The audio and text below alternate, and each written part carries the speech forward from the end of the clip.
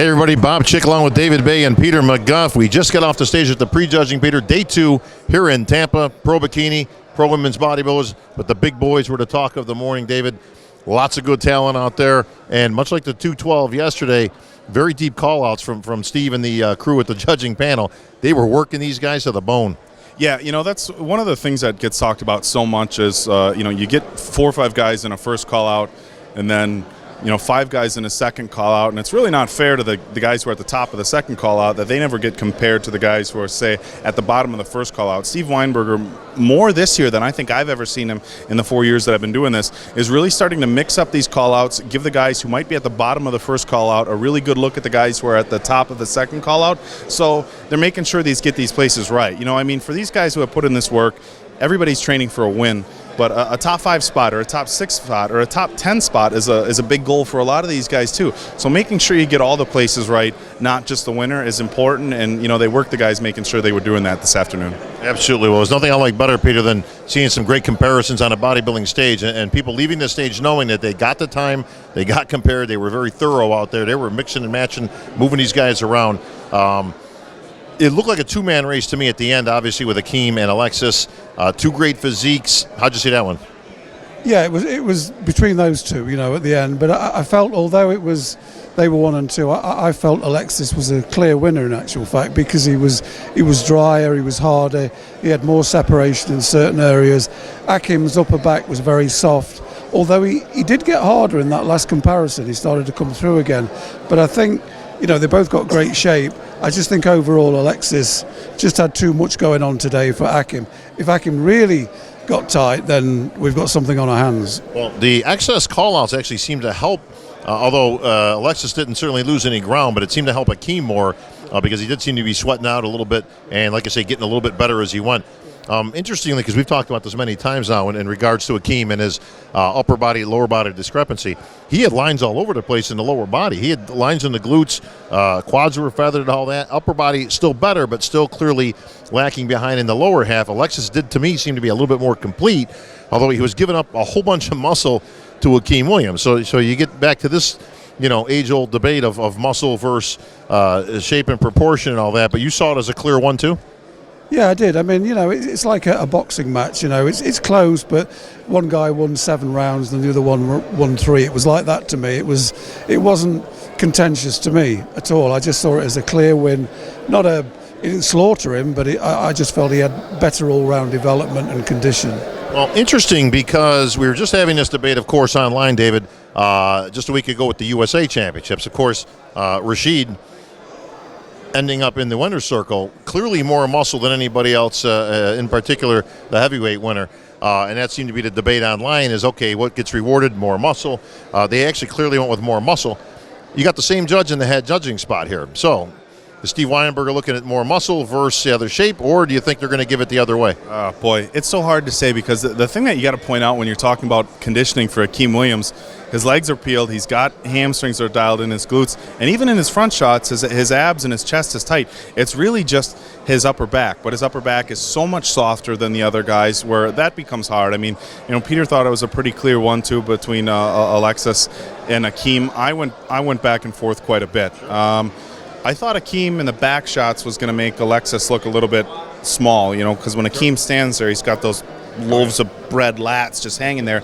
But when Alexis was hitting his back shots, he looked a little bit better than I thought I would. So I think it's very, very close. If I had to absolutely pick a winner, I would probably agree with Peter and go with Alexis. But it's very close. But I don't think it's one of those things. Akeem's upper back isn't going to get shredded in 4 hours. So whatever happened this morning is, unless Alexis were to do something crazy and soften up before tonight, I think is going to be your end result. Well, clearly they're going to be looking tonight. The judges always reserve, of course, in the confirmation round. That's why it's put in, and we've seen many shows where actually guys have flip-flopped.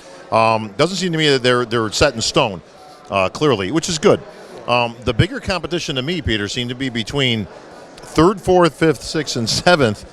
Man, those are 5 spots, but there seemed to be about 8 or 9 guys rolling in and out of it. And those guys, much like the 212 that we saw yesterday, that seemed to be very difficult to judge and to put these guys. De La Rosa came out firing with both guns a-blasting, but he seemed to be fading as the prejudging went on. So I'm not so sure that he's solid in 3rd, 4th, or 5th. No, I mean, my choice for third, quite honestly, would be Ryan Patarecki. I thought he was the best conditioned overall in the show. He's not got the best structure, but he did get even more ripped as he went along. And he's put the work in. Not you should reward somebody for the work, but early on I thought he was going to move into third, and then it got all sort of the shuffle went on, and the guy from Kuwait came into it. So again, it's a bit similar to 212s last night. Two guys out in front, and then juggle with the rest of them. Patarecki, I thought, looked very good. Clearly the most conditioning, Peter. I agree with you. Out of everybody, pretty much there. Not the best in shape and structure, obviously. A little bit blocky. We all know that from when he turned professional a couple years back. But clearly in the mix. De La Rosa, I thought, was kind of given the early lead as he should have been in terms of let's bring him out, let's see what he's got. But he seemed to fade fairly quick. It almost seemed like with every succession of rounds opposing, he seemed to get a little softer and softer, and accordingly kept getting moved out to the corner. Guy from Kuwait, I thought looked great. Everybody in Manuel Romero, my man, again, great big physique and all that. Just a touch off. He seemed to be melting up there as they were going through, the comparisons. The only guy I actually would have thrown in there to me was Roman Fritz. I thought Fritz looked good. I thought he was in good shape. Yeah, he lacks a little bit of muscle up top, but the guy was in great overall shape, and I honestly thought he could have moved up the ranks a little bit more. Yeah, he's got two of the three things going on. He's got the conditioning, and he's got really good aesthetics. So he didn't quite have the mass as some of the other guys, although his legs are pretty big. I think he was right up there with Ryan Patarecki, if not a little bit ahead of Ryan as far as the most conditioning guy in the show, especially in some of his back shots. He's going to need to fill out his upper body a little bit, but he looks to be a guy with a pretty big frame. So I think Roman can do good. Speaking about John, I saw John in his hotel room Thursday night. Was a little bit drier, a little bit grainier. It's his first time working with the guys from Kuwait and Oxygen Gym, and obviously there's some tweaking and stuff that they're going to have to get together. We've said this a million times in bodybuilding. If you take John the way he looked when I was in his room on Thursday night, put him on stage right now, I think it would have been a three-person last call out. But, so I'm hoping John can tighten up a little bit by tonight. I was impressed with Henry Pierre Ono. He looked good. The guy from Kuwait looked good, and Ryan. So, you guys nailed it. There was, kind of that clear 1 and 2, and then you could flip-flop and make arguments for the next 6 or 7 guys all day. And there was some other talent in there. I got to give Clarence DeVries props. Not the biggest guy out there, but, man, he packs a punch onto that frame. But he was kicking in there that whole time also, Peter. And there was one other guy, as I'm looking down, Pierre, Henry Pierre. I thought, again, big wide body, great structure, just needs to pack on a little bit of beef. Yeah. I see him as being, he's got potential written all over him with that frame. If he can fill that frame out and not disturb his lines, he's going to be dangerous. He's got a terrific X-frame, really is. Manuel Romero, I always thought the same thing, and he did fill it out, but was it at the expense of some conditioning, Peter? Yeah, I think so, and I think he's got to get a thicker chest. This chest, especially when he puts his arms out, it just disappears. Yeah. And so he's got to build that back. He's got to get that back in. Again, he's another guy that we're waiting to sort of get that final sculpture. But again, like we said yesterday, we keep saying all the time, could have been sharper all the way down the line, apart from the, Alexis and Patarecki. But, I know I'm the silly old man, but it's like we've got all these gurus, we've got all these helpers, we've got all these supporters, we've got all this support group, and they can't get into bloody shape in the way that they should be doing with all that support group. End of sermon. Well, Peter, we're going to let you get out of here because you got to get some rest up tonight. Big night for Peter. Lifetime Achievement Award being given here. You not so much, David. You got some time to get in there. I was going to say a big night for me, but then you went into the Lifetime Achievement Award. Lifetime Achievement Award, Peter. Congratulations in advance. Nobody more deserving in this sport, certainly, Peter. So big night for you, joining a lot of elite names, my friend, in Lee Haney and Vince Taylor, and that list goes on and on. But congratulations, Peter. What a Lifetime Achievement Award is? The next thing is the hook. You're done. Now get the hell out of here. Well, we're going to give you the hook right now. So go get some rest up for tonight, Peter. You're bringing in somebody that I've got a background with, and he's a great guy. And my wife always thinks I'm watching porn when I'm looking at his post because he has all these things. Well, I'll talk to him later. Not too many people can fill the seat of Peter McGuff, my friend, but we've got a very special guest here today, especially for the guys on the boards. Look who's here. BMC himself, Big Mike Cox, is in the house here in Tampa. A rare sighting. They were aligning you with Bigfoot and the chupacabra and a whole bunch of other things that you hear about it, but no, they never actually see them. But good to have you here in person, Mike. Dude, this is just amazing. I mean, as a fan, you don't realize how much you miss this when you don't come to it. I told you it's been 9 years since I've been to a pro show, and like my head is spinning. And you're talking to you and David, of course, Peter McGuff. Eddie Robinson was sitting next to me. Fockery was right over there. If you're a fan of bodybuilding, this is just something you have to come see. And one more thing, I know people are going to hate not want to hear this. You have to be here. You cannot grasp how freaky these guys are in person. They're humongous. And speaking of humongous, we got a chance to catch up earlier, but the biggest of the big country was in the house once again. Dallas McCarver kicking around earlier, and me and Dallas just happened to be shooting the breeze, and Big Mike pops up.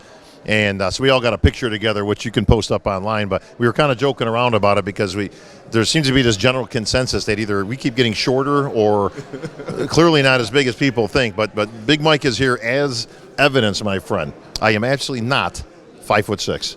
No, you guys, if you can stand up and get it on camera, we have picture evidence. We don't need to do that. But I guess my biggest thing that I wanted to talk to Mike about and throw out at the guys of the forums. We talk all the time, and granted, you don't always have to be there. But I mean, from somebody who watches, you're on the forums as much as anybody.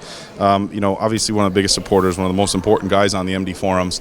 I would like to have you go back, take a look at some pictures, and say what you saw different. Like if you're looking at the pictures and we're saying, well, that's not necessarily what I saw on stage, but from what you saw on the stage, difference between looking at pictures and stuff. I mean, just a little experience for the guys who haven't had a chance to come to a show. And I think that's great, Mike, because you were right in the VIP section, of course, front and center. So you were as close as anybody can be, other than the judges who were about 3 feet in front of you. So you got bird's eye view right there. So it'll be interesting to see your vision and looking at pictures after the fact, as if you're okay. I'm just a fan at the house now, looking at pics. How much is it different from what you've seen on in person? Going to be interesting. You can't really comprehend when you're that close the amount of detail you see. I mean, Akeem was so dry. I mean, he had cross striations in every head of his quadricep. Hamstrings were shredded, glutes were shredded. That may not come across on video or on pictures. So I'm lucky I had a VIP pass, so I was very close. But I think every fan should try to get to a show. It'll change their view of the sport, really will. So many fans are so jaded and think there's conspiracies and all kind of stuff going on. It's the judging. I mean, you judge what's in front of you.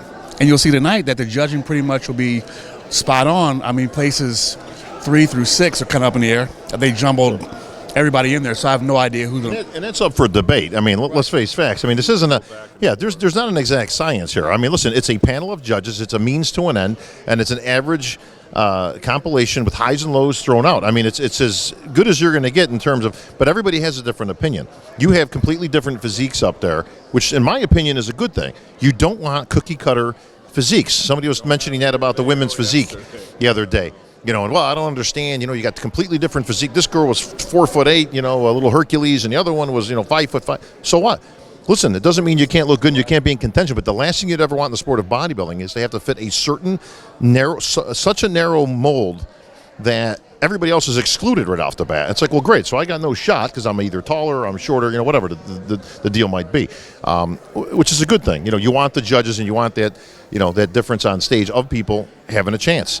This was interesting. I mean, you could take, and this is a really good example. I mean, Clarence DeVries or Henry Pierono. Who are you gonna? You've got a guy who's, probably 6'4". Clarence was probably 5'4". I mean, different strengths and weaknesses. Even, you could even compare somebody like John De La Rosa to Roman Fritz. I mean, John's significantly thicker up top. Their legs are pretty similar, but Roman was in better shape. I mean, so you can go back and forth with a lot of these placings, and especially at a show like this, we usually say apples and oranges. It's apples, oranges, bananas, pears. The whole fruit basket kicking around here, which is not too unusual. Absolutely, Mike. You know my material well. Mike, give me your views from the front row. How did you see it in the judging? Were they pretty much where you were going? Or you had anybody else where they didn't have them? The top two were pretty easy to figure out. Alexis was better than I've ever seen him before, ever. He was so much bigger than he was at the Nationals. Condition, when he posed, everything popped. Akeem was so dry, though. very polished, color was spot on, And thick. thick. I mean, he reminds me of a bigger Nimrod King, So, but I think as a fan, I'm a fan of John De La Rosa. I want to see John do good. He's a good guy. He's either third or sixth. You have no idea. Roman Fritz was shredded from here down. If he had more mass in his upper body, he'd be hard to beat. And Ryan was just the surprise of the show. Yeah. I've never seen him in that kind of condition. Cheering section blew my ear out, but he was so good. It shocked me. That's on paper. You wouldn't think, oh, he's in a place, but you can't pick on paper. You can make all the predictions you want to, and as fans, we root for our favorites. So a lot of people online are jaded. They want to see if their favorite isn't in the top 3 or 4, it's a conspiracy. The judges overlooked them. They got screwed over. No. Well, from where I was sitting, it was clear. The top 2 were clear. Like I said, the rest of the guys, they brought them out. Steve worked them hard. I mean, he worked them. I was tired watching it. Yeah, there was a lot of rounds going on there from head judge Steve Weinberg and the rest of the panel. Clearly, like I say, these guys were worked hard. Again, another good thing. Sometimes to excess, I think maybe somewhere in the middle there, they probably could have gotten a break because I've been there. You're gassing out there. I've been in that round system where you're out there for the 6th turn, the 7th turn, and you're gassing. But that's why they play the game. So it was good to see. Let me tell you, nothing is set in stone. Tonight, the judges will be judging. Confirmation round, of course. They've always reserved the right to take another look. And let me tell you, I have seen more than an occasion where they'll kind of give me the heads-up sign because what I got on paper isn't going to be with the finish. That's the way it should be. It's a bodybuilding show. It's the finals. Listen, man, if somebody starts to look a little bit better, somebody starts to fade, or somebody just, presents themselves in that manner, as you can see, rowdy crowd here in the morning. I can't wait to see what goes on tonight here, David. Good. Yeah, no, it's going to be a good one tonight. I'm going to grab some food. Might even get a quick workout in, come back, find out how it goes. But this is one of the, and I was saying to Peter, this is one of the rowdiest crowds. I mean, minus an Arnold and Olympia, this is one of the rowdiest crowds I've ever heard. You had people blowing off air horns, no cowbell. No cowbell. I was very disappointed. We'll find out soon. We're going to get back tonight and have a good time. So. All right. Well, Big Mike, we appreciate you joining up in the wrap. Of course, we'll see if we're closer. The judges are certainly going to be a little bit closer tonight when it comes down to that final scoring. Finals for everything tonight. NPC and, of course, our 3 classes. 2 of those classes going to the Olympia. Women bodybuilders, of course, going to the Wings of Strength World Championships coming up this week before the Olympia, September 10th.